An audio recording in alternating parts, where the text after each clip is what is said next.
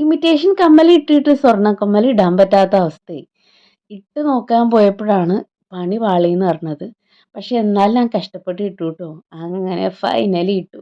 അപ്പൊ ഈ റെഡിയായി പോകുന്നത് ഞാൻ അതാൻ്റെ സ്കൂളിലാണ്. ഇന്നൊരു സ്പെഷ്യൽ ഡേ സെലിബ്രേറ്റ് ചെയ്യാണ് ഗ്രാൻഡ് പാരൻസ് ഡേ. ഇതുവരെ ഞാൻ ഇങ്ങനത്തെ ഒരു ഡേ സെലിബ്രേറ്റ് ചെയ്തിട്ടില്ല ട്ടോ. അതിൻ്റെ ഒരു ഇമോഷനും വികാരവും ഒക്കെ എനിക്ക് അവിടെ വെച്ച് ഫീലായി. ആൾക്കാരാവട്ടെ, പ്രഗത്ഭരാവട്ടെ, അതുപോലെ ഗ്രാൻഡ് ഫാദേഴ്സിനും ഗ്രാൻഡ് മദേഴ്സിനും എല്ലാവർക്കും എൻ്റെ നന്ദി, നമസ്കാരം. ഈ ഒരു സംരംഭം ഞാൻ ഉദ്ഘാടനം ചെയ്തതായി ഞാൻ പ്രഖ്യാപിക്കുന്നു. നമ്മുടെ ചാവറ കിണ്ടർഗാർഡന്റെ ചൈത്ര യാത്രയിൽ ഏറ്റവും സന്തോഷമുള്ള ഒരു ദിവസമാണ്. ആഘോഷങ്ങൾ ഉണ്ടെങ്കിൽ നമ്മുടെ ഗ്രാൻഡ് പേരൻസിനെ ആദരിക്കാനായിട്ട് ഈ ഒരു ദിവസം നമ്മൾ മാറ്റിവെച്ചിരിക്കുകയാണ്.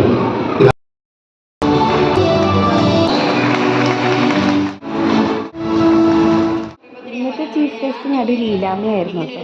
ഗ്രാൻഡ് പേരൻസ് ഡേ ഇതുവരെ സെലിബ്രേറ്റ് ചെയ്ത് കണ്ടിട്ടില്ല. അത് വളരെ നല്ലൊരു കാര്യമാണ് സ്കൂളുകളിൽ ഇത്തരം ഡേ സെലിബ്രേറ്റ് ചെയ്യുന്നത്. അതിനെക്കുറിച്ചാണ് സംസാരിച്ചു കൊണ്ടിരുന്നത്. പിന്നെ കുട്ടികളുടെ ഒരു ഡാൻസ് ഉണ്ടായിരുന്നു.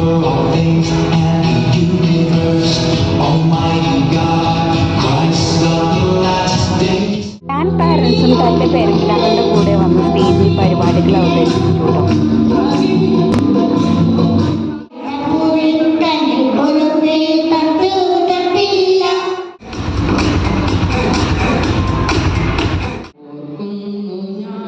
ഈ ഒരു സമയത്ത് ഞാൻ കരയാതിരിക്കാൻ വളരെ കഷ്ടപ്പെട്ടു. ഞാൻ ഭയങ്കര ഇമോഷണലായിരുന്നു.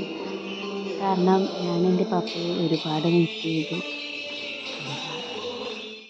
പേരക്കിടാങ്ങളുടെ കൂടെ ഈ പരിപാടിയൊക്കെ അവതരിപ്പിക്കുമ്പോൾ അവരുടെ ഒരു സന്തോഷം ശരിക്കും കാണാൻ പറ്റുന്നു. സ്കൂൾ എംബ്ലമുള്ള 3 കസേരകൾ ഉണ്ടായിരുന്നു. അങ്ങനെ ലക്കിയായിട്ട് 3 അമ്മമാർക്ക് സമ്മാനവും കിട്ടി കേട്ടോ. പിന്നെ ഒരു ടീ ബ്രേക്ക് ഉണ്ടായിരുന്നു. ബ്രെഡും കട്ട്ലേറ്റും ആയിരുന്നു. അപ്പോൾ ബ്രെഡ് കൊടുക്കാൻ ഞാൻ നദാനിൻ്റെ അടുത്ത് വന്നപ്പോഴേക്കും പുള്ളിക്കാരൻ ബാഗൊക്കെ എടുത്ത് ഇറങ്ങുവാണ്.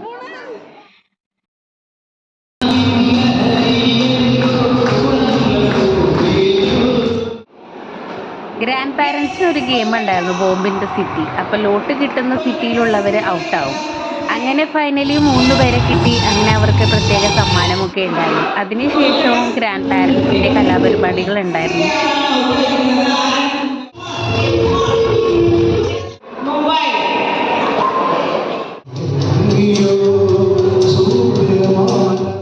അപ്പോൾ അത്രയേ ഉള്ളൂ.